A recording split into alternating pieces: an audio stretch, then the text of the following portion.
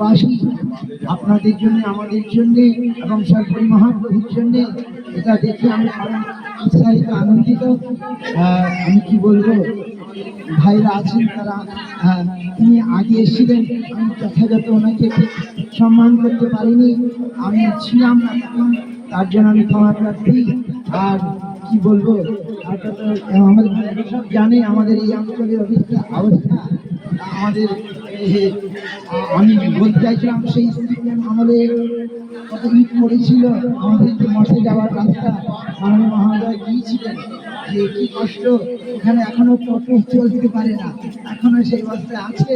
তো আমরা শুধু আমাদের ওই মঠে যাওয়ার রাস্তা আর অন্যান্য আমরা সব জানেন, আপনারা জানেন, সেই কিছু কিছু হয়েছে, কিছু কিছু বাদ পড়ে আছে, সেই আমি শুনলাম, সেগুলো যদি হয় বরং আনন্দ।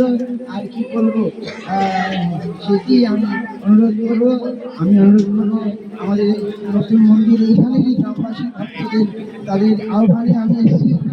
আজ আমাদের প্রথমত জানেন আমাকে, এখানে ওনারা এসছেন, তো আমি 5-6 বছর এখানে এসেছি, ভক্তদের সাহায্য মন্দিরে গড়ে উঠেছে, দিয়েছিলেন। আমি বারবার আমন্ত্রণ করবো এই মন্দিরে আসুন, এটা আপনারই মন্দির, তিনি মহাপ্রভুর জন, আপনার শুনলে খুশি হবেন।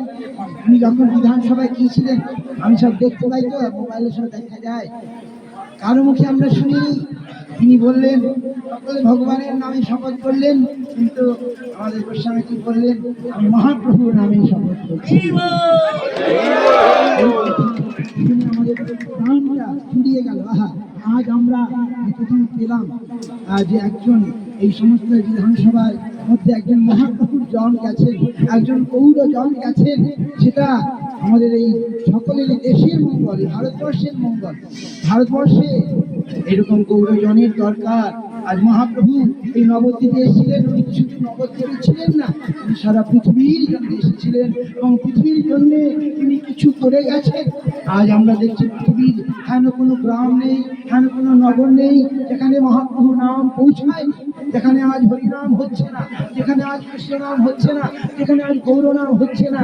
তো সেই রকম একজন, সেই জিনিস তিনি জানেন, আমি জানি তার বংশ, আমি তার কীর্তি পড়ে যে আমি পূর্বাশ্রম থেকেই তাকে জানি, আমার পূর্বাশ্রম ছিল আসামে, তো সেখান থেকে আমি জানি। আমি আমার ভাই বলছি তাদেরকে আমি অনেক জানি। আমি একসময় সংক্ষিপ্ত, আমি যখন স্কুলে পড়তাম, আমার পিতা ঠাকুর বলেছিলেন এই নবদ্বীপে গিয়ে পড়াশোনা করতে।